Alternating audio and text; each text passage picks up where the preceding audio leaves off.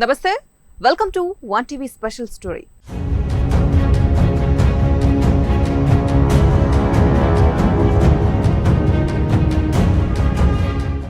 దేశంలో అన్ని లోక్సభ స్థానాలతో పాటు 4 అసెంబ్లీ స్థానాలకు ఎన్నికల కమిషన్ నగరం మోగించింది. దేశవ్యాప్తంగా అన్ని రాష్ట్రాల్లో 7 దశల్లో ఎన్నికలు నిర్వహించనున్నారు. ఏపీలో మే నెల 3వ వారంలో ఎన్నికలు జరుగుతున్నాయి. అది కూడా 4వ విడతలో ఎన్నికల సంఘం నిర్ణయించింది. ఎప్పుడు ఏపీలో మొదటి 2 దశల్లోనే పోలింగ్ ఉంటూ వచ్చింది. అయితే ఈసారి సుదీర్ఘకాల సమయాన్ని ఎన్నికల సంఘం కేటాయించింది.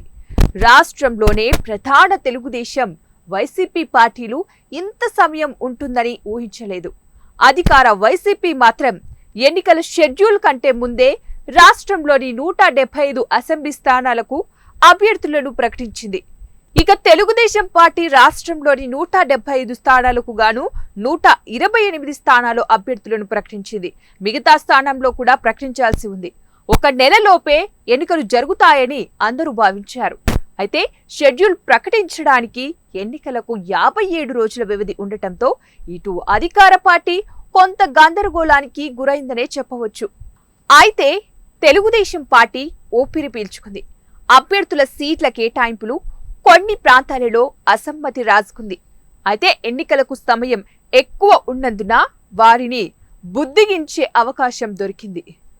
అంతేకాకుండా మన రాష్ట్రంలో ఎన్నికలు జరిగిన మాసాలను పరిశీలించుకుంటే ఏప్రిల్ మాసంలో ఎన్నికలు జరిగినప్పుడు అంతా తెలుగుదేశం పార్టీ పరాజయం పాలైంది. మే నెలలో జరిగిన ఎన్నికల్లో విజయం సాధించినట్లు గతంలో జరిగిన ఎన్నికల తేదీ నిదర్శనం. అంతేకాకుండా వేసవి కాలం ప్రారంభమైనందున రాను రాను రాష్ట్రంలో విద్యుత్, నీటి కష్టాలు మొదలవుతాయి. దీంతో అధికార పార్టీపై వ్యతిరేకత పెరిగి ప్రతిపక్ష పార్టీకి కొంత అనుకూలంగా మారుతుంది అని కొందరు రాజకీయ నాయకుల అంచనా.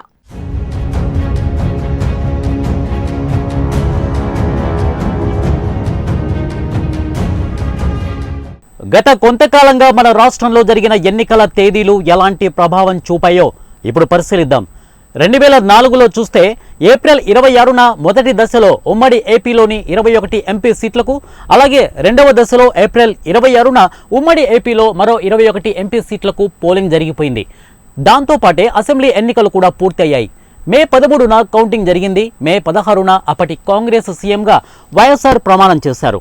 ఇక 2009లో తీసుకున్న ఏప్రిల్ 16, ఏప్రిల్ 23లలో ఉమ్మడి ఏపీ అంతటా పోలింగ్ పూర్తయిపోయింది.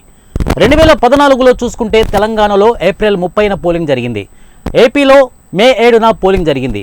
ఇక 2019లో చూస్తే మొదటి దశలోనే ఏప్రిల్ 11న పోలింగ్ జరిగింది. కానీ 2024లో మాత్రం ఏకంగా మే 13న జరుగుతోంది.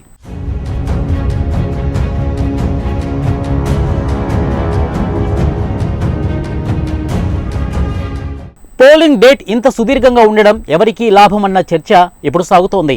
ఇప్పుడున్న పరిస్థితులలో ఖచ్చితంగా ఎంతో కొంత వివక్ష కూటమికే మేలు అని విశ్లేషణలు వస్తున్నాయి. ఎలాగంటే వైసీపీ 4 సిద్ధం సభలతో జోరు మీద ఉంది. అలాగే అభ్యర్థులను పూర్తిగా ప్రకటించేసింది. జగన్ కూడా ఎన్నికల ప్రచారానికి సిద్ధమవుతున్నారు. అదే విపక్ష కూటమిలో అభ్యర్థుల ఎంపిక సమస్యగా ఉంది. పొత్తులు, చిక్కులు చాలానే ఉన్నాయి. అలకలు, అసంతృప్తులను దాటుకొని వారంతా ముందుకు సాగేలోగా ఎన్నికలు అయిపోతాయని అంతా అనుకున్నారు. ఎందుకంటే అంతా ఊహించింది ఏప్రిల్లో ఎన్నికలు అని. కానీ ఇప్పుడు మే 13న ఎన్నికలు అని తేలింది. దాంతో విపక్ష కూటమికి కావలసినంత టైం దొరికింది. అందరినీ దగ్గర కూర్చోబెట్టుకుని సర్ది చెప్పుకొని ఐక్యంగా చేసుకుంటూ ముందుకు సాగవచ్చు అని అంటున్నారు.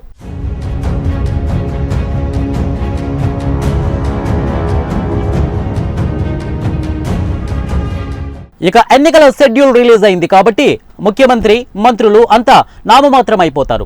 వారు ఏమీ ఆదేశాలు ఇవ్వలేరు, అధికారాలు ఏమీ ఉండవు. దాంతోపాటుగా ప్రభుత్వం మీద వివిధ వర్గాలలో ఉన్న వ్యతిరేకత నెమ్మదిగా బయటికి వస్తుంది. దాన్ని రప్పించే ప్రయత్నం విపక్షం చేస్తుంది అని అంటున్నారు. అదేవిధంగా చూస్తే మార్చిలోనే ఎండలు అద్దరగొట్టేస్తున్నాయి. అదే మే నెలలో అయితే కరెంటు కష్టాలు, నీటి కష్టాలు, సమస్యలు అన్నీ కూడా కలిసి అధికార పార్టీ మీద వ్యతిరేకతను ఎంతో కొంత రాజేస్తాయని అంటున్నారు. వీటికి మించి ఇప్పుడు అధికారం అంతా ఈసీ చేతుల్లోకి పోయింది. ఎలక్షనీరింగ్ విషయంలో కూడా వైసీపీ ఎత్తులకు పై ఎత్తు వేసేందుకే బీజేపీతో కోరి టీడీపీ పొత్తు పెట్టుకుందని అంటున్నారు. అదే తీరున వ్యవస్థలను మేనేజ్ చేయడంలో టీడీపీ పెద్దలు ఆరితేరారు అని కూడా అంటారు. మొత్తానికి ఇవన్నీ చూస్తే కనుక వైసీపీకి ఇబ్బంది ఏమైనా ఉందా అన్న చర్చ సాగుతోంది. అయితే వైసీపీ వర్గాలు మాట్లాడుతూ విపక్షానికి ఎంత టైం ఇచ్చినా వారిది ఓటమి కూటమి తప్ప గెలిచేది కాదని అన్నారు. ప్రజలు ఇప్పటికే డిసైడ్ అయి ఉన్నారని, అందువల్ల ఏప్రిల్లో అయినా మేలో అయినా తామే గెలిచి తీరుతామని చెబుతున్నారు.